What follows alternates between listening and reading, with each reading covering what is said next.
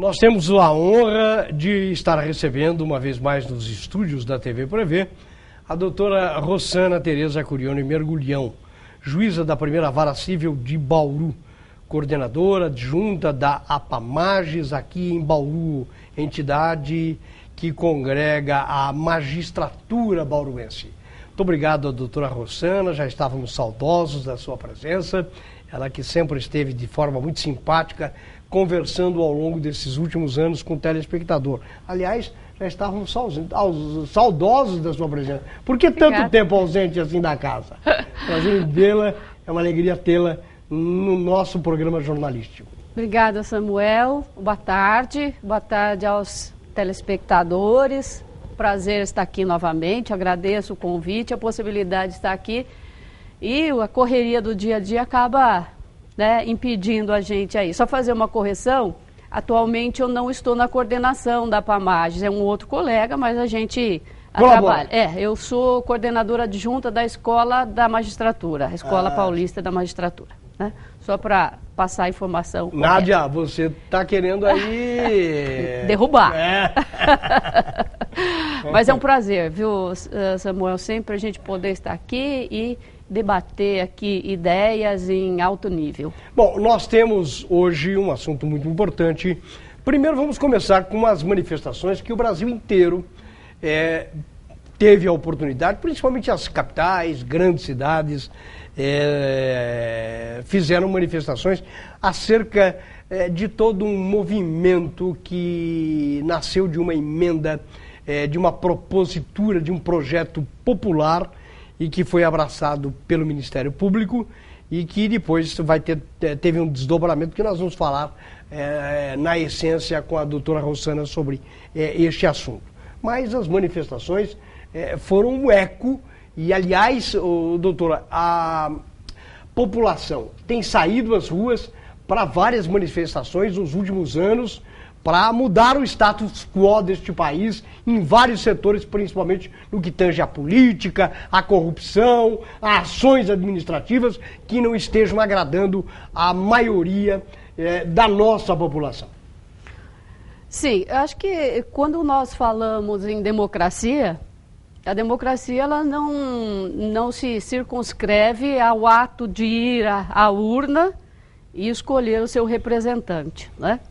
A democracia é muito mais, principalmente numa democracia como a nossa, que pressupõe a participação. Então, parece que nós vivemos agora um tempo em que a sociedade ela acorda para o seu real papel numa democracia, que é a participação. Tem várias formas de participação, mas essa, num manifesto, e ontem, pelo que nós pudemos ver, foi algo assim bem tranquilo, não é? Bem familiar, tinha pessoas de 90 e poucos anos até crianças, então foi algo bastante tranquilo, apartidário, isso é importante, e de forma que a população, penso eu, a sociedade, ela passa a exercer um papel importante. E mostrando aí para os poderes instituídos que a sociedade está acompanhando e fiscalizando as atitudes daqueles. Num presente momento, a manifestação acabou convergindo para os integrantes do Poder Legislativo, né? Um poder que nós temos que render homenagens e respeito, uma vez que não há que se falar em democracia sem legislativo forte, judiciário forte e executivo forte, não é? Então, quer nos parecer que a sociedade passa a ocupar um lugar que é dela dentro de um regime democrático, de uma sociedade ou de um país que pretende ser democrático. E as manifestações são de toda sorte. Veja a solidariedade, a dor que o brasileiro foi tomado nesta semana por conta deste assunto de Chapecó envolvendo um clube de futebol. E o Brasil mostrou-se solidário, o mundo mostrou-se solidariedade. A solidariedade que existe para um problema que atingiu aí a um clube, a uma cidade, a um estado e ao mesmo ao país. E esta manifestação de apreço, de carinho do povo brasileiro foi extraordinária. E até, se você me permite, demonstrando aí a capacidade que a sociedade tem, o ser humano tem, de ser solidário, de ser fraterno, não é? É verdade. Pena que essas coisas acontecem quando vem grandes tragédias, né? Mas ontem mesmo tivemos em São Paulo as 4 maiores torcidas de São Paulo, que são juntas, quer dizer, então é possível que a gente possa viver de uma maneira em paz e harmonia, com tranquilidade. Exatamente, não precisa esperar uma tragédia para que isso ocorra, né? Então, talvez também é importante que a sociedade possa introjetar também esse tipo de valor e de reflexão, né? E há uma máxima que diz que é na dor que se une a família, a sociedade, e o exemplo foi ontem. Doutora, nós tivemos esta semana um projeto de iniciativa popular que foi organizado pelo Ministério Público para combater a corrupção. E o desmando foi tão grande que nós tivemos fatos aí que culminaram com algumas operações, entre as quais o Lava Jato, a chamada Lava Jato, que andou prendendo gente importante, políticos e pessoas representativas, empresários, enfim. E para se coibir este tipo de coisa foi feita esta apreciação de uma comunidade, de um segmento, organizando e submetendo ao plenário da Corte Maior Legislativa deste país a apreciação. E, para surpresa dos brasileiros, nós tivemos aí uma série de emendas que desfiguraram e que mudaram este comprometimento que se apresentava neste projeto de lei na Câmara Federal. Eu quero saber a sua opinião sobre este assunto. Veja, o Congresso Nacional, tanto a Câmara como o Senado, obviamente que tem autonomia na apreciação do projeto, cabendo a eles aí aprovar ou não, já que é uma atividade típica e exclusiva deles, né? Agora, o que a gente percebe é que como em todos os lugares nós temos pessoas probas e pessoas com boas intenções, tem também aqueles que não têm boas intenções, né? E pelo que a gente percebe, pela forma como as coisas ocorreram, abateu aí sobre a Câmara dos Deputados um certo desconforto, talvez, em razão de tudo isso que está acontecendo no âmbito judicial, no âmbito político, né, toda essa mobilização da sociedade. Então, em alguns pontos, eu acredito que até tem alguns pontos dessa proposta aí que realmente eram questionáveis, a questão da utilização de prova obtida por meio ilícito, questões que precisavam ser melhor analisadas, enfim, questões processuais no âmbito do processo, a questão de habeas corpus, enfim, alguns pontos. Agora, desfigurar da maneira como foi e se utilizar desse meio para introduzir outras questões totalmente contrárias às propostas iniciais, isso é que acabou causando uma certa perplexidade, né, Samuel? Entre essas emendas, doutora Rossana, está uma que, de certa forma, atinge a magistratura no tratamento que diz respeito ao abuso da autoridade. Ou seja, configura-se um ato em que procura-se atingir a classe, principalmente dos juízes, segundo o próprio Sérgio Moro, que estava lá debatendo outro dia sobre esta emenda. É importante deixar claro o seguinte, nós já temos uma lei de abuso de autoridade, né? Que, salvo engano, é da época de ditadura, inclusive, o que não pode ser algo muito leve, né? Feita, né, em vigor desde aquela época. E também não é uma questão que não está imune aos seus questionamentos ou a ser inserida aí para discussão. O fato é como foi e os termos em que foi colocada essa emenda, né? Ou seja, da maneira que nós estamos enxergando, tenta-se aí criminalizar, vamos dizer assim, a própria essência da atividade jurisdicional, que é a liberdade de convencimento de cada um dos juízes. E por que eu falo isso? Porque a questão coloca aqui como atuação com motivação político-partidária. Mas o que é isso? Não é?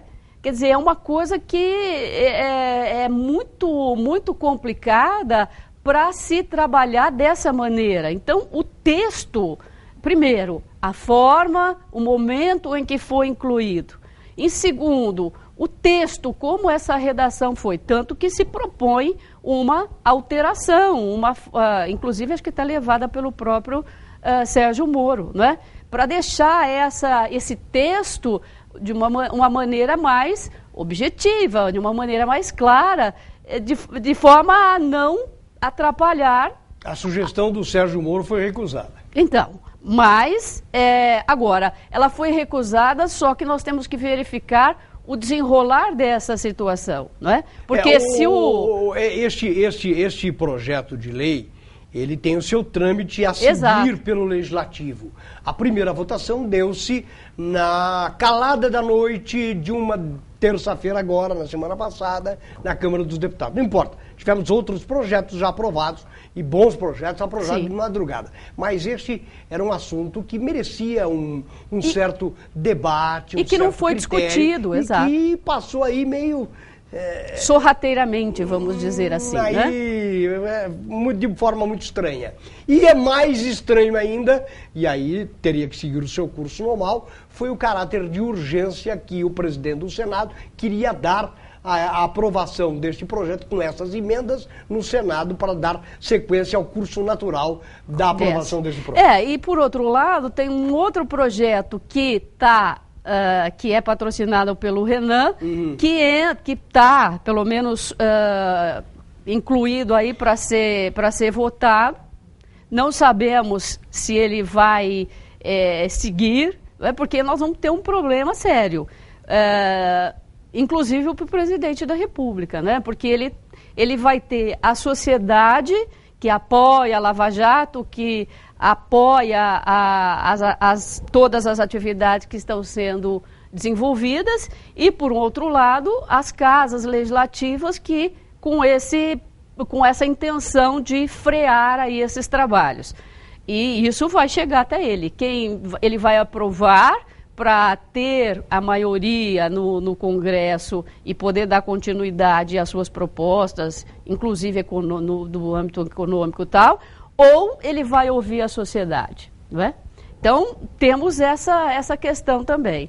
Agora, da forma como está posta, é algo extremamente temerário. Temerário porque, na questão do controle do Poder Judiciário e dos juízes, assim como o Ministério Público, além das corregedorias, nós temos o Conselho Nacional da Justiça, do Ministério Público, etc., e o próprio controle dos processos, que esse é o maior, que é feito pelas partes diariamente. Então, tem formas de se corrigir eventual erro no proceder ou no julgar do juiz através dos próprios recursos. E hoje, inclusive, nós temos uma modificação, uma alteração na sistemática dos recursos, visando justamente isso, decisões muito conflitantes em situações exatamente iguais. Então, mecanismos processuais, nós temos todos, mecanismos de correção, as corregedorias, o Conselho Nacional de Justiça, etc., que fazem esse controle. Então, é muito estranho que, de repente, isso seja necessário. Essa é a grande indagação. E, mais uma vez, a forma, o texto como isso foi posto, é algo que é muito questionável, porque não sabemos até que ponto isso vai caminhar, né? E o próprio presidente do Senado, que na ordem hierárquica é quem substitui o presidente da República, e seria o vice, mas o vice assumiu, então seria o presidente do Senado. E existe uma nova legislação que fala em que pessoas com os problemas na justiça não podem estar no exercício desta função para aquilo que se propõe. E ele faz essas colocações, até eu não sei o que está acontecendo, mas ele vai ser substituído, porque o mandato dele está terminando. Está acabando, né? E haverá um novo presidente, mas não sei se ele quer aproveitar esse momento, sei lá o que não, passa. O fato é que foi assim, o que eu coloquei. Primeiro, existe já uma lei de abuso de autoridade. Segundo, essa necessidade não surgiu de um minuto para o outro, não é? Ou seja, haveria, então, a necessidade de se ter colocado isso em debate, discussão, não necessariamente se introduzir dentro de um projeto que é de iniciativa popular, que foi praticamente rasgada e inserida outras disposições que contrariam na forma que está... até como a proposta inicial. Exatamente, na verdade que contraria frontalmente aquilo que era a proposta inicial. Então isso é que causa uma certa estranheza. Repetindo, nós respeitamos a atividade do Congresso, mas ela deve ser uma atividade que tenha uma consonância, uma harmonia com a situação fática, as situações que ocorrem dentro da sociedade, que a sociedade clama, não é? Esse projeto não estava clamando por esse aspecto, não que ele não possa ser objeto de discussão, mas não dessa forma e dessa maneira que o texto foi introduzido, né? Então, ficou o que transpareceu uma medida de autoproteção. É isso que passou para a sociedade e que a mídia acaba divulgando aí, né, Samuel? Bom, eu queria a sua opinião sobre este foro de Curitiba que puxa esse assunto jurídico, deste imbróglio da corrupção, desta operação para aquela cidade, onde a Justiça Federal está centralizando as ações. Este aspecto, como é que a magistratura pode ser analisada? Está correto? Foi benéfico para a justiça, para a celeridade processual? Qual a sua opinião? Na verdade, nós temos uma regra processual de competência. Então, um fato estando, vamos falar para a população em geral entender, sob investigação ou sob análise numa determinada vara, independentemente de qual seja o juiz que esteja lá, se o Sérgio Moro sair, continua na vara. Então, o foro é o local onde aqueles fatos serão investigados. E, a partir daí, ele fica prevento para todos os demais que têm vinculação com este fato. Eu quero dar só um adendo àquilo que a doutora Rosana está falando. Como se trata de justiça federal e ela tem uma abrangência nacional, eu quero dizer que um ato praticado pela magistratura federal, ela tem a sua aplicabilidade em todo o território nacional. É diferente da justiça estadual, que tem o seu segmento de comarcas. Ou seja, uma canetada da doutora Rossana, ela tem especificamente a ação sobre uma parte processual que envolve o processo que está circulando na sua vara, no seu caso, diferente da Justiça Federal, que abrange esses casos maiores e que tem abrangência nacional. Está certa a minha colocação? É basicamente isso, mas nada impede também que na Justiça Estadual, eventualmente, fatos acabam sendo trazidos para uma Justiça Estadual, mesmo quando se tiver relação de conexão, de continência com o fato que está discutido. Mas no Estado, por exemplo, tem um limite geográfico para essas ações. Já a Justiça Federal... A Justiça Federal também tem. Ela tem uma ampliação um pouco maior, não é? Mais ou menos maior em razão... Só que a Justiça Federal ela é dividida em regiões. Regionalizada. Isso. E, então, agora, ela pega vários estados, vamos dizer assim. Então, nós dividimos o Brasil em 5, 6 seções, né?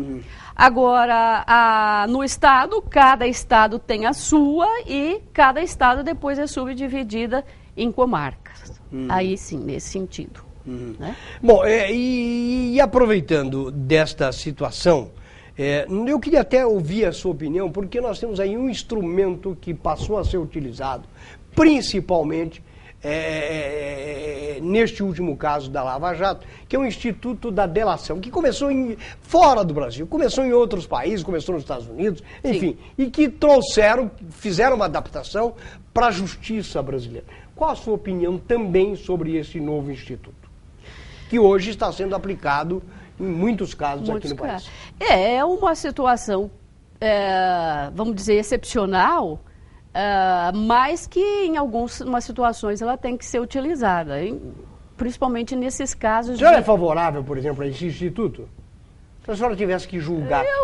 Eu sou favorável. Sou favorável. É claro que eu sou favorável desde que resguardados, né, todos os demais, e penso que isso deva estar acontecendo. No sentido de que deve se resguardar a vontade daquele que vai, né? Ou seja, ele não pode ser pressionado a fazer isso. Então, a delação premiada, ela não pode ser forçada, né? Ela tem que ser... Espontânea. Espontânea, penso eu que sim, porque senão nós estaríamos ferindo outros valores ainda maiores. Então, óbvio que quando a gente vai falar de procedimentos, de processos, e essas questões todas judicializadas, nós sempre vamos ter aí, via de regra, uma ponderação para saber quais são os valores que devem prevalecer, né, Samuel? Mas penso que os direitos fundamentais, eles devem ser preservados. Então, de um grosso modo, sou favorável. Mas aí nós temos que verificar como que realmente essas questões estão ocorrendo. Né? Nós temos, neste caso desta operação, já algumas condenações e temos também pessoas tornando-se réus e outras estão na fase de inquérito, porém caminhando até para se tornar-se réu. Por exemplo, é o caso do ex-presidente Lula, que até é alvo até de inquéritos e de averiguações para apurar-se responsabilidade. E ele prevendo até o que poderia acontecer. Então está buscando, de certa forma, eu não sei até que ponto tem esta validade jurídica, cortes internacionais para exercer até, acho que algum tipo de influência naquilo que acontece em relação ao seu caso no judiciário. É possível isso? Olha, Samuel, a busca por cortes internacionais, isso é possível, né? Agora... Mas qual é a eficácia? Aí que tá. Essas cortes, elas têm todo um trâmite, é uma coisa muito complexa, até porque o Brasil, ele tem a sua soberania, né?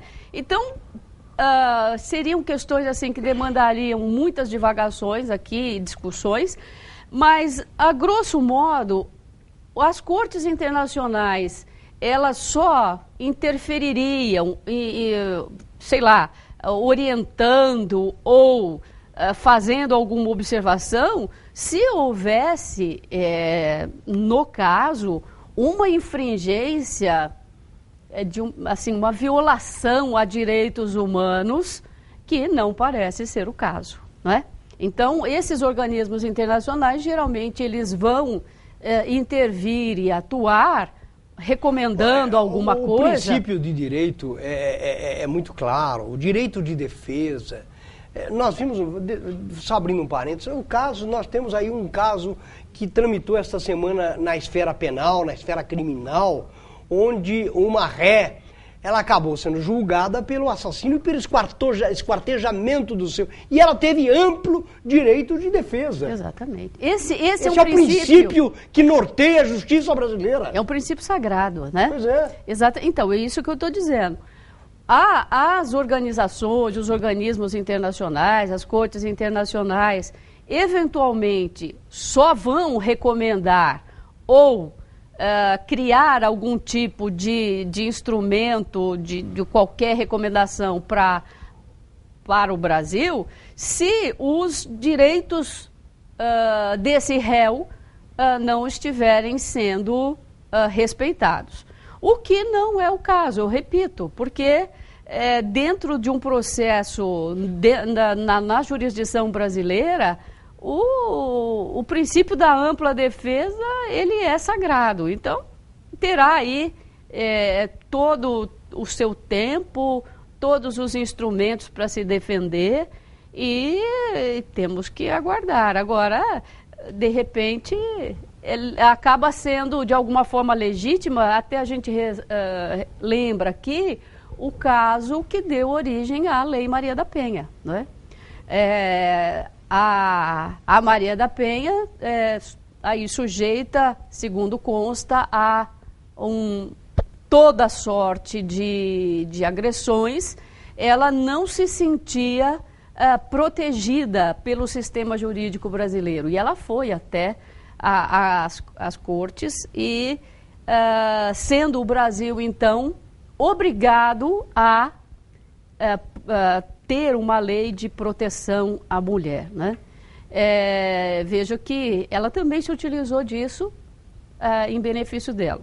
Talvez o ex-presidente Lula também esteja fazendo isso, mas para que as cortes atuem, há que se demonstrar que o Brasil estaria violando aí essas normas e esses direitos humanos, que eu repito, não parece seja o caso. O professor Jurandir, do Colégio Prevê de Agudos, cumprimenta a mim e a doutora juíza, doutora Rossana, que diz que sente saudade dos bons tempos do IESB e ele está desejando à senhora um bom trabalho e gosta muito e manda um grande abraço. Um grande abraço para ele também. A saudade é recíproca e precisamos realmente intensificar o nosso contato, porque na sala de aula nós tínhamos aí altas discussões, então era muito bom, né? Eu gosto muito de música e ele também, então a gente discutia muito. O professor Jurandir, que hoje está lá, ele dirigia a faculdade, coordenava a faculdade de pedagogia do IESB. O José Leme da Nova Paulista, ele diz: acredito na nova força do Poder Judiciário do Brasil e no Supremo Tribunal Federal para as mudanças contra a corrupção neste país, com o apoio de toda a população. Estes ladrões e enganadores da pátria lá em Brasília, acabando com este país com roubalheiras, tanto senadores como deputados federais. Por isso, a população toda em 2018 vai fazer a mudança, uma limpeza no Congresso Nacional, passar a limpo sobre as coisas que estão ocorrendo lá. E com certeza. O seu comentário sobre exatamente, isso. Exatamente. Já falou a primeira, uma via é o voto, né, para nos fazermos representar, e um segundo momento é a participação, que é o que nós estamos vendo. Então, exatamente o que o telespectador coloca aí. Bom, para né? encerrar, doutora, esta celeuma envolvendo desde o senador e outras pessoas aí que estão aí em vias de poder se tornar réu ou serem condenadas, eles estão aí, de certa forma, tentando macular a imagem do judiciário, falando dos salários da magistratura, do Ministério Público, em relação à própria poder econômico do país. Como é que a senhora vê este tipo de comentário? Eu vejo como uma das formas de tentar enfraquecer o poder judiciário, de colocar a população contra essas instituições, né? Porque não há outra razão. Até porque nós somos guiados por um teto e eventuais valores que se sobrepõem a esse teto não são salários, são valores referentes a férias, ao 13º, que todo mundo tem direito, nós tínhamos um adicional de tempo que nos foi tirado quando veio o teto. Isso nós não recebemos. Deixa eu só dar uma parte naquilo que a senhora está falando. O que também se criticou bastante é em função do que representavam estes salários para a Previdência, que já há algum tempo, hoje o juiz, por exemplo, que entra agora, que entrou nos últimos tempos, ele não terá o seu salário repicado na aposentadoria como tem os que adquiriram este direito antigamente. Eles terão que complementar as suas aposentadorias com previdências privadas. Exatamente. Então, veja, quando nós entramos num regime estatal, nós não temos algumas coisas que o trabalhador tem. Então, fundo de garantia, o funcionalismo não tem. Não tem horas extras, tudo isso não tem. Está um teto e tudo está embutido aí. Agora, tem férias. A cada 5 anos, todos os funcionários, não são só os juízes e promotores, todos têm os quinquênios. Então, a cada 5 anos, 3 salários, como uma forma de compensação por esses 5 anos. Isso está na lei, né? Não há nada de ilegal. E esses pagamentos, eles não são... Primeiro, se cada um dos juízes, a cada 5 anos, ficar 3 meses fora, como é que faz? Já não tem juiz suficiente no dia a dia. Se todos saírem e gozarem isso, tirando esses dias de benefício, então opta-se por ser remunerado. Agora, isso é legal, está na lei. Se vai rever isso, tem que ser revisto através de lei. E isso deve ser resguardado, terá que se resguardar os direitos adquiridos. Então, isso são formas de compensação em razão da questão da iniciativa privada. Então, não há horas extras, não há fundo de garantia, tem outras formas de compensação. Então, esses valores que eventualmente se recebe a mais do salário, não é nada gratuito, é sempre fruto de um trabalho, né? de uma atividade que se exerceu e se recebe nos termos do que a legislação impõe. Não só os juízes, não só os promotores, não só os procuradores, mas todo o funcionalismo, seja do Poder Judiciário, do Poder Executivo, do Poder Legislativo. Né? Agora, então é preciso se sentar e verificar os outros poderes. Por que não se falam desses valores de representação de gabinete e tudo mais? Tantos valores que poderiam ser revistos. Ex-presidentes continuam tendo toda aquela benesse. Gozando das aposentadorias privilegiadas. Não, e mais, após de 4 anos e depois, de cumprimento de e mandato. estrutura do Estado. E por que não se questiona isso, então? Então vamos questionar tudo, vamos colocar tudo na mesa e vamos rever tudo, né? Não pode ser canalizado como uma forma de retaliação somente um dos poderes. O momento é que deu margem Exatamente. a esse tipo de contestação e esse tipo de falatório. Exatamente, mas sempre com vistas a colocar a população contra à magistratura, né? Exatamente. O que parece que a população está entendendo muito bem e está fazendo uma leitura correta do momento em que nós vivemos, né? Nós queremos agradecer à doutora Rossana, que gentilmente atendeu ao convite da produção e veio participar sem se furtar a responder as minhas perguntas, as perguntas do telespectador. Doutora, muito obrigado, fiquei feliz em revê-la, já estava saudoso da sua presença nos estúdios da TV Prevê, onde a senhora sempre foi e sempre será muito bem-vinda. Eu que agradeço e quero aproveitar aqui para desejar a todos da TV Prevê, ao senhor, ao Duda, à Nádia e a todos os cidadãos da comarca de Bauru e dos vizinhos, das vizinhas que nos assistem neste momento, que tenham um bom final de ano e que 2017 seja um pouco menos pesado, né? É isso que nós esperamos e sempre esperando que cada um de nós possamos fazer a nossa parte, né? A gente pode mudar o mundo a partir do momento em que nós começamos a mudar o nosso mundo, né? E assim fazemos esse trabalho de cidadão, trabalhos pequenos, mas que se nós formos juntando,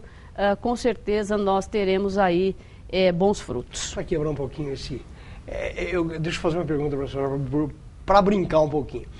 A senhora está de verde hoje. A senhora veio de verde em homenagem ao Palmeiras, em solidariedade à Chapecoense ou em agradecimento ao Atlético da Colômbia, que fez aquela festa e também é verde? Acho que um pouco de tudo. Ou é a esperança, né, que a senhora vai ter para 2017? A esperança, num primeiro momento, pelo Palmeiras e pela Chapecoense, que aqui todos nós externamos, né, um nosso sentimento aí. Ao Atlético Nacional, pela grandeza que teve. Também um pouco da nossa bandeira. E a esperança, né? É o que nós precisamos para poder continuar a sonhar, porque sem sonhos, sem objetivos, a gente não consegue amanhecer, né? É a sempre simpática a doutora Rossana, que atendeu ao nosso convite, que entendeu esta colocação. Aos que nos acompanharam, os nossos agradecimentos. Estaremos de volta amanhã nos horários alternativos do nosso telejornal e você é sempre o nosso convidado. Um abraço a todos, uma boa semana e até amanhã neste mesmo horário.